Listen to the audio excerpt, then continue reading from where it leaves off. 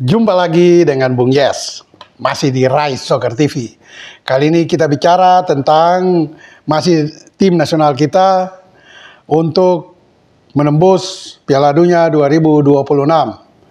Dan pertandingan melawan Vietnam hari Selasa lalu telah membuka peluang kita lebar-lebar untuk melangkah ke babak ketiga atau 18 besar. 18 besar zona Asia, babak kualifikasi untuk ke Piala Dunia 2026. Bagi semua rekan, sahabat, teman Rise Soccer TV, tetap bersama Bung Yes dan juga komentator-komentator yang lain, analisis-analisis yang lain, terutama mantan pemain nasional. Juga ingat, tetap like, comment, and subscribe. Setelah lolos atau berpeluang lolos, ya saya katakan saja lolos karena melihat klasemen sementara di grup F di putaran kedua ini, dari 4 tim Irak sudah pasti lolos karena dari 4 pertandingan dengan menyisakan 2 pertandingan, keempat tim menyisakan 2 pertandingan, Irak, Indonesia, Vietnam, dan Filipina, maka Irak telah mengumpulkan poin maksimal dari 4 pertandingan, yaitu 12 poin, 4 kemenangan. Indonesia ada di urutan kedua dengan nilai 7 atau poin 7 setelah meraih 2 kemenangan atas Vietnam, 1 kali seri dengan tuan rumah Filipina dan 1 kali kalah dari Irak. Goal average Indonesia 0 karena memasukkan 5 dan kemasukan 5. Vietnam ada di peringkat ketiga dengan memainkan 4 pertandingan, memiliki 3 poin, hasil sekali menang, dan 3 kali kalah, 2 kali dari Indonesia, 1 kali dari Irak.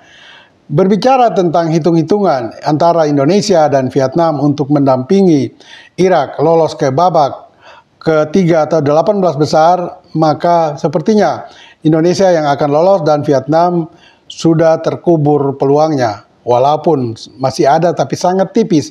Dengan catatan 2 pertandingan terakhir, Vietnam kalau mau lolos, minimal dia harus menahan imbang Irak, dapat 1 poin menjadi 4, dan mengalahkan Filipina, berarti 7 poin. Itu dengan catatan pula Indonesia kalah dari 2 pertandingan terakhir. Dalam 2 pertandingan terakhir, Indonesia dikalahkan Irak 6 Juni dan kalah juga dari Filipina 11 Juni nanti di Stadion Kebanggaan kita, Gelora Bung Karno Senayan. Tapi kalau bicara soal prediksi yang demikian, saya kira sangat tidak mungkin terjadi ya. Karena kita juga tidak mengharapkan tim kita akan gagal dalam kondisi yang demikian. Karena hanya mencari 1 poin untuk menyisihkan Vietnam, kita nggak bisa. Ini sangat tidak mungkin. Dan kita semua tidak berharap demikian. Sehingga saya tetap menempatkan Indonesia sudah lolos mendampingi Irak ke babak 3 besar. Atau babak ketiga, babak putaran 18 besar. Nah, berbicara tentang zona Asia, berapa jatah sih Asia akan peroleh untuk lolos ke Piala Dunia 2026, di mana 3 negara, Amerika Serikat, Meksiko, dan Kanada akan bertindak sebagai tuan rumah. FIFA atau Federasi Sepak Bola Internasional telah memberi jatah tambahan bagi pagelaran Piala Dunia untuk yang pertama kali dengan jumlah yang sangat fantastis, yaitu 48 peserta. Sebelum ini 32 peserta. Sekarang naik menjadi 48 peserta, sehingga otomatis Asia menambah jatah. Tadinya ketika peserta putaran final Piala Dunia dengan jumlah peserta 32, Asia hanya mendapat 4,5 jatah. 4 itu lolos langsung, sementara setengah lagi masih melakukan babak playoff dengan zona lainnya. Biasanya zona Oseania atau zona CONCACAF, Amerika Utara Tengah. Nah, ini yang pernah dilakukan oleh zona Asia ketika jatah Piala Dunia masih 32 tim peserta untuk putaran final. Nah, sekarang sudah membengkak, Asia mendapat jatah 8,5 peserta. Berarti 8 itu lolos langsung di babak kualifikasi zona Asia. Sementara setengahnya itu akan memainkan pertandingan playoff pula. Mungkin saja melawan zona yang sama, yaitu zona CONCACAF, Amerika Utara Tengah, atau juga Oseania. Nah, kita lihat, kalau di 8 besar, akan 18 besar akan dibagi 3 grup. Ya, masing-masing grup terdiri dari 6 tim peserta. Dan ini mereka akan memainkan sistem home and away. Jadi kalau Indonesia lolos ke 18 besar, maka di satu grup ada 6 tim. Dengan catatan 6 tim ini berarti mereka akan memainkan pertandingan home and away, berarti ada 10 pertandingan yang akan dilakukan oleh Indonesia nantinya di babak ketiga atau babak 18 besar. Hasil dari 18 besar di 3 grup, masing-masing grup 6 tim, maka di tiap grup 2 peringkat teratas akan lolos langsung ke Piala Dunia. Jadi di putaran ketiga nanti sudah bisa menentukan jatah Asia untuk minimal 6 tim yang lolos. Jadi dari 3 grup yang diisi masing-masing 6 tim akan diambil peringkat pertama dan kedua lolos langsung. Sehingga 6 tim akan lolos langsung di putaran ketiga ini. Nah, tim peringkat ketiga dan keempat berarti dari 3 grup akan ada 6 tim yang melakukan pertandingan home and away. Pertandingan sistem home turnamen di satu tempat.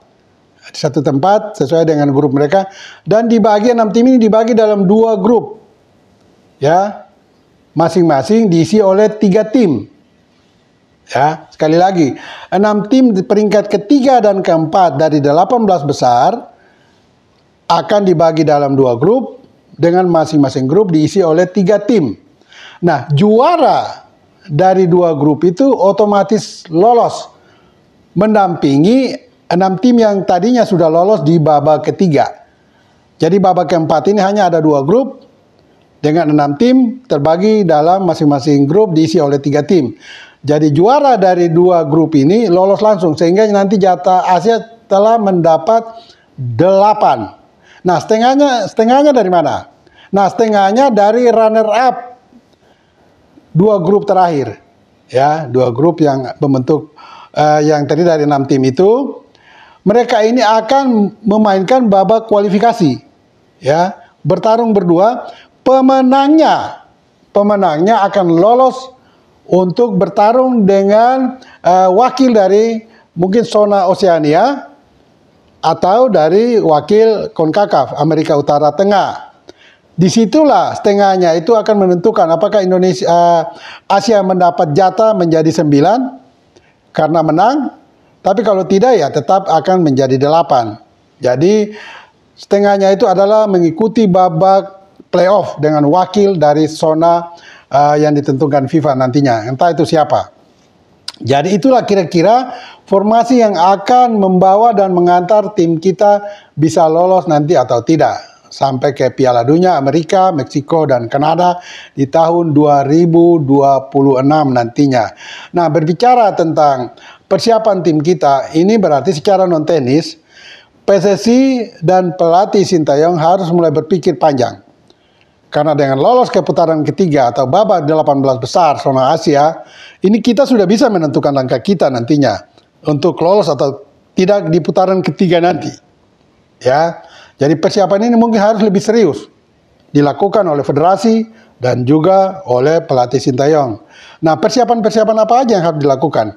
Misalnya, seluruh pemain-pemain yang berdarah Indonesia yang telah kembali bergabung dengan tim nasional kita, ini harus betul-betul mereka secara individu, secara pribadi, secara personal harus juga melakukan dan menjaga, menerapkan disiplin yang tinggi dalam kehidupan mereka sebagai pemain profesional. Karena jika beberapa dari mereka cedera pada pertandingan putaran ketiga nanti, ini akan membuang dan menghilangkan peluang kita untuk bisa lolos.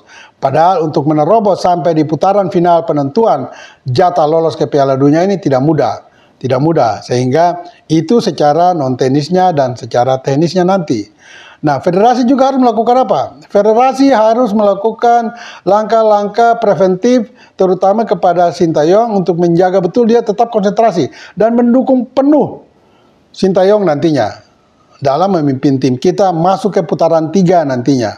Karena kalau kebijakan-kebijakan yang ambil dari federasi tidak mendukung kinerja Sintayong, maka ini kemungkinan akan gagal. Padahal kita tahu semua memang di masyarakat dan netizen pencinta sepak bola ada terjadi pro dan kontra tentang kehadiran dan kapasitas STY. Tetapi terlepas dari pro dan kontra yang selama ini digaungkan lewat media sosial atau media mainstream atau juga dalam percakapan sehari-hari komunitas sepak bola, mereka selalu mempertanyakan kapasitas dan kemampuan kualitas dari Sintayong. Namun apapun dia sudah membuktikan bahwa dia sudah bisa mengantar tim nasional kita lolos ke putaran ketiga, putaran penentuan menembus Piala Dunia atau tidak. Dan prestasi ini paling tidak sudah menyamai prestasi yang dicapai oleh pelatih lokal Sinyo Aliando, sudah almarhum, di tahun 1985 ketika kita selangkah lagi lolos diganjal oleh Korea Selatan dalam 2 kali kekalahan di Seoul maupun Jakarta. Jadi itulah kira-kira gambaran, sekilas gambaran tentang peluang Indonesia untuk bisa lolos atau tidak di Piala Dunia 2026 di Amerika Serikat, Meksiko, dan Kanada. Untuk semua rekan sahabat pendukung setia Rai Soccer TV, tetap bersama Bung Yes, dan jangan lupa bola itu bulat. Giring terus!